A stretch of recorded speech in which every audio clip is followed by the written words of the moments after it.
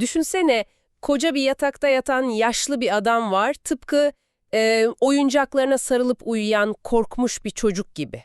Ama oyuncak yerine eski kitaplarla koyun koyuna uyuyor değil mi? Aynen öyle. Eşi öleli tam 35 yıl olmuş ya. Dile kolay, dışarıda akan devasa gürültülü bir hayat var.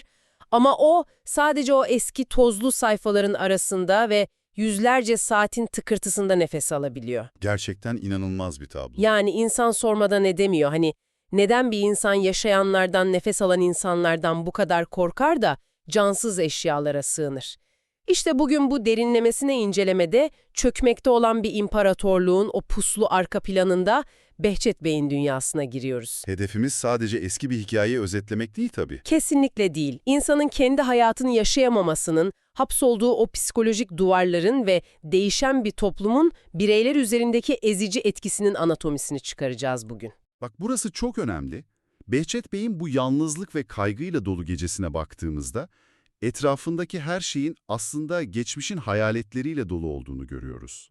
Evet, eşi Atiye Hanım'ın ölümü bile öyle sıradan huzurlu bir veda değil ortada. Kesinlikle sıradan bir ölüm değil. Zaten bu hikayenin en karanlık düğümlerinden biri tam da burada yatıyor. Atiye Hanım kocasından yani Behçet Bey'den o kadar derin bir nefret ediyor ki, Sırf kadın inadı yüzünden değil mi? aynen sırf o kadın inadı yüzünden genç yaşında küçücük, hani tamamen manasız bir hastalık bahanesiyle bilerek ve isteyerek 3 hafta içinde adeta ölümü seçiyor. Kafayı yersin, kocasıyla aynı havayı solumamak için ölmeyi tercih ediyor. Kocasını o kadar küçümsüyor ki, evet hayatta kalıp onunla aynı havayı solumaktansa bedeniyle o dünyayı terk etmeyi bir isyan olarak kullanıyor ve Behçet Bey o günden beri o geniş, kasvetli yatakta tek başına.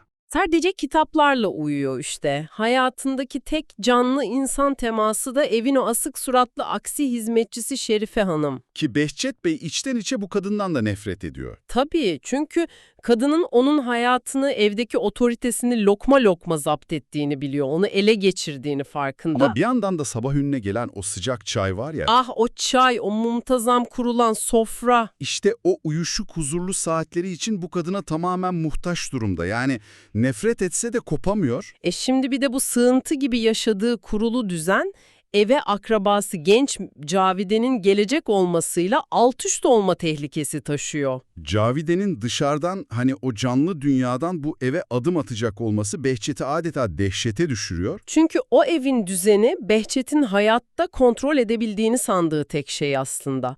Adamın odasına bir bakıyorsun, duvarlarda asılı neyler, tamburlar filan. Bir tarafta ciltçilik aletleri var. Diğer yanda da devasa bir saat tamir masası. Zemberekleri düzeltilen, dikkatle ayarlanan, irili ufaklı yüzlerce saat.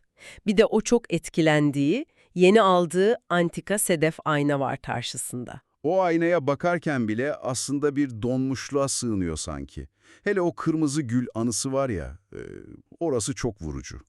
Orayı anlatsana biraz. Gençliğinde Necip Paşa yalısının önünden geçiyor hani. Evet, kayıkla geçerken yalının penceresinden o güzel cariyelerden biri bir gül atıyor. Tam ayaklarının ucuna düşüyor o taptaze kırmızı gül. Ama Behçet utancından, o ezik pısırıklığından eğilip de alamıyor o gülü. Ve ardından o nazlı kahkahayı duyuyor. Aynen öyle. Düşün, 60 yıl geçmiş, bu adam hala o gülü alamamanın, o an eyleme geçememenin ızdırabını yaşıyor. Yani saatler ve aynalar burada sıradan dekorlar değil o zaman. Şurası gerçekten çok ilginç. Behçet Bey saatleri tamir ederek, onları parçalarına ayırıp, tekrar birleştirerek, tıkırtılarını bir orkestra şefi gibi yöneterek, aslında o kendi iradesiyle yön veremediği hayatını mı kontrol etmeye çalışıyor? Tam isabet. Saatler ve aynalar arasındaki bu karşıtlık meselenin kalbini oluşturuyor aslında. Aynalar Behçet Bey'i her zaman korkutmuştur. Neden peki? Çünkü ayna, sessizliğiyle müdahale edilemez bir geçmiş zamanın yansımasıdır. Yani o eğilip alamadığı kırmızı gülün, o yaşanmamışlıkların donmuş bir tablosudur ayna. Yetersizliğini bütün çıplaklığıyla yüzüne vuruyor yani. Aynen. Ancak saatler öyle değil. Saatler, onun kendi elleriyle parçalarına ayırıp temizlediği, ince ince ayarladığı, yani bir bakıma ehlileştirdiği bir zamanı temsil eder. kendi yarattığı bir güvenli alan gibi. Veya gerçek bir antika koleksiyoncusu falan değil. O kelimenin tam anlamıyla hayattan kaçan bir firari. Yani o eski ciltler, o zemberekler insanlardan göremediği, sıcaklığı bulduğu sığınaklar sadece. İnsan ilişkilerinde bulamadığı o canlılığı, tehlikesiz, onu yardılamayan, ona gülmeyen bu eşyaların itaatkar dünyasında arıyor. Dışarıdan bakıp Behçet'i sadece acınası tuhaf bir yaşlı adam olarak görmek çok kolay ama dinlerken insanın aklına şu soru gelmiyor mu? Yani bir insanın dış dünyada yaşama iradesini bu kadar kıran şey nedir? Bir insan neden bu hale gelir diyorsun? Evet, bu pısırık karakterin kökenine inmek için babası İsmail Molla Bey'e bakmamız gerekiyor sanırım. Çünkü ortada yan yana durduklarında birbirine taban tabana zıt iki farklı evren var. İnsanın kaderinin şekillendiği ilk yer genellikle doğduğu evdir biliyorsun. İsmail Molla, oğlunun tam zıttı bir karakter. Levent gibi bir adam değil mi? İri yarı, yakışıklı, hayatı bütün zevkleriyle derinlemesine yaşamayı bilen biri. Gür ve büyüleyici sesiyle her girdiği mecliste otorite kuran gerçek bir Osmanlı efendisi. Ve bu adam kendi soyundan gelen oğlunun o cılızlığından derin bir hayal kırıklığı duyuyor. Hem de nasıl? Bir noktada durumu kabullenip kendi kendine şu korkunç cümleyi kuruyor. Benim evladım bana benzemedikten sonra ha olmuş ha olmamış benim için birdir. İnanılmaz ağır bir laf. Bir babanın evladını ruhen ve varoluşsal olarak reddedişinin en çıplak hali bu. Ve o reddedişin kristalleştiği yok çarpıcı bir sahne var. İsmail Molla oğlunu hep haremde kadınların arasında pısırık pısırık otururken görüyor. Bir günde tavan arasına çıkıyor hani onu merak edip. Aynen. Ve Behçet'i orada sıcak bir yaz günü her tarafı çiriş ve tutkal içinde devasa bir ciltçi mengenesinin üzerinde çırpınırken buluyor. Biliyor musun bu sahne bana hep kendi ördüğü ağa takılıp çırpınan yaralı bir örümceği anımsatıyor. Veya yanlış takılmış bir dişli çarkı. Çok doğru bir benzetme. Kendi etrafında özgürce dönemeyen, sürekli o büyük dişlilere yani babasına sürtünüp ezilen bir çark. Babası da tam o an ondan iğreniyor ama aynı zamanda acıyor da. Otorite karşısındaki bu eziklik, Behçet'i sürekli birilerine yaranmaya çalışan bir memura dönüştürmüyor mu zaten? Büyük resme bakarsak tam olarak bu. Fakat bu sahnenin karanlık tarafı şu. İsmail Molla o çarkı düzeltmeye çalışmıyor. Umudu kesiyor yani. Arkasını dönüp gidiyor. Bu bırakış Behçet'i daha da büyük bir boşluğa, otoriteye koşulsuz bir itaate itiyor. Sürekli layahalar falan yazıyor iş yerinde. Evet, devleti ve amirlerini yeni bir baba figürü olarak görüyor. O kağıt yığınları arasında ben de buradayım, işe yarıyorum diyerek göze girmeye çalışıyor. Başkalarının onayını arayan bir uydu gibi ve bu uydu evliliğe adım attığında da yörüngesini değiştiremiyor maalesef. Babasının gölgesinden çıkamıyor ki. Padişahın ani bir emriyle babasının ezeli rakibi olan Atamolla'nın kızı Atiye ile evlendiriliyor. O Atamolla da bambaşka bir vaka yalnız. Kesinlikle. Sürekli komplo teorileri kuran, geçmiş zaman ihtilallerini özleyen, kinci, kıskanç ve geçimsiz bir adam. Atiye işte böyle boğucu bir evden kurtulmak için Behçet'in evine geliyor. Sonra o meşhur düğün gecesi yaşanıyor. Atiye'nin o gece Behçet'e yukarıdan bakarak o alaycı kahkahasıyla "Ne kadar garip bir adamsınız" deyişi. O kahkaha Behçet'in bütün hayatını karartıyor. Zaten kırılgan olan rüyalarını un ufak ediyor. Atiye, Behçet'in o aynalarda görmekten korktuğu yetersizliğini tam yüzüne haykırıyor aslında. Atiye, adeta siyah bir güneş gibi doğuyor onun hayatına.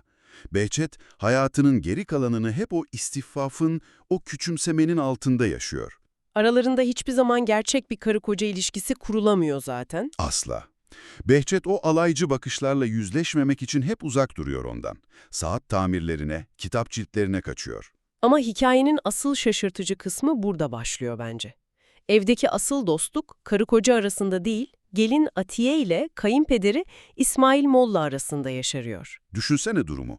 Eşin seninle tek kelime konuşmuyor, senden ölüsüye nefret ediyor ama babanla harika bir dostluk kuruyor. Birlikte saz alemlerine, mehtap sefalarına falan çıkıyorlar. İsmail Molla o gür sesiyle Atiye'ye Mahur Beste'nin hikayesini anlatıyor. Ve Atiye'nin o musikiyi dinlerken nasıl eridiğini görüyor. İşte burada İnsanın aklı karışıyor. Yani İsmail Molla gelininin bu hüzünlü tükenişine, gözleri önünde eriyip gitmesine neden izin veriyor? Bir baba buna neden çanak tutar?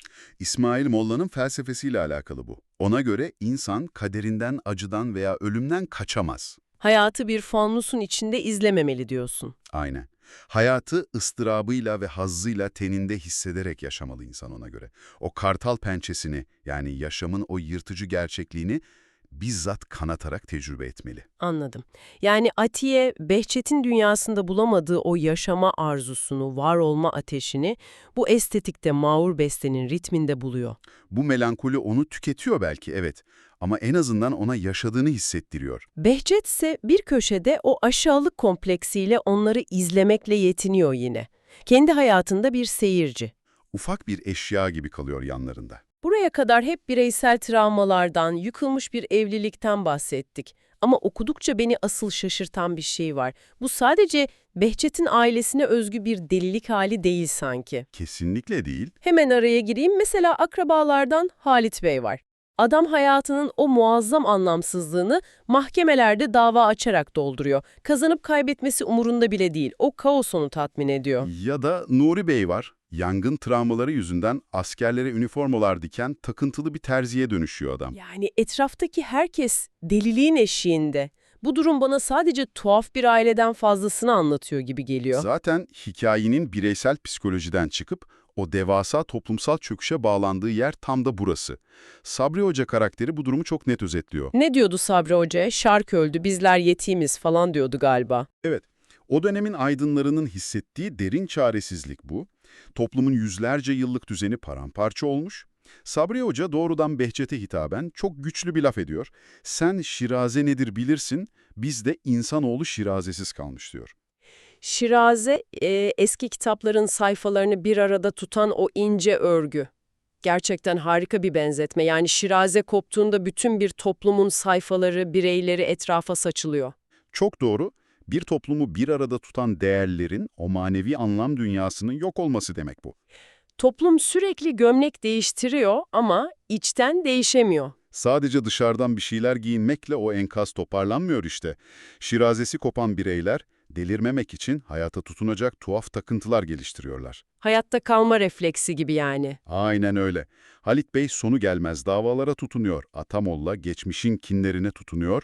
Behçet Bey ise cansız eşyaların ölü dünyasına sığınıyor. Hatta o uğruna eridikleri musiki bile Mahur Beste örneğinde olduğu gibi artık ruhu iyileştiren değil, hüznü derinleştiren bir şeye dönüşüyor. İnsanları melankoliyle tükenişe sürükleyen bir feryat oluyor o musiki. Yani çöken o imparatorluğun altında herkes batmamak için tutunacağı tuhaf bir tahta parçası arıyor kendine. Bütün hikayenin özeti bu aslında. Bugün seninle derinlemesine konuştuğumuz Behçet Bey'in, inatla ölmeyi seçen eşinin ve o garip akrabalarının hikayesi, kesinlikle sadece uzak bir geçmişte kalmış tozlu bir anlatı değil o zaman. Asla değil. Ezici bir otorite altında benliği kaybetmenin, korkunun ve hayatı sadece seyirci koltuğunda izlemeye razı olmanın ne kadar trajik sonuçlar doğurduğunu gösteriyor bize. Ve dinlerken senin de fark ettiğin gibi bu ayna sadece o dönemin insanını yansıtmıyor. Şirazesi kopmuş hayatlar her dönemde var. Kesinlikle. Peki ya sen? Kendi hayatında o kayıkla geçerken önünden akıp giden ama utancından veya korkundan eğilip alamadığın o kırmızı güllerin yerini bugün hangi eşyalarla dolduruyorsun? Alamadığın kararların açtığı boşluğu hangi sanal sığınaklarla kapatıyorsun? Senin şirazen koptuğunda sen hangi takıntıya tutunuyorsun? İnsanın yüzüne tokat gibi çarpan sorular bunlar gerçekten ve seni bu sorularla baş başa bırakırken aklında kalmasını istediğim son bir düşünce var. Behçet Bey bütün hayatını o yüzlerce saati mükemmel bir şekilde ayarlayarak geçirdi. Ama asıl trajedi şudur, dünyadaki bütün saatleri saniyesi saniyesine doğru ayarlasaydınız bile, eğer o akıp giden zamanın içinde o gülü koparıp alan bir sen yoksan, o zamanın hiçbir anlamı yoktur. Sahi, senin saatin kimin için tıklıyor? Bir sonraki derinlemesine incelemede görüşmek üzere. Hoşça kal.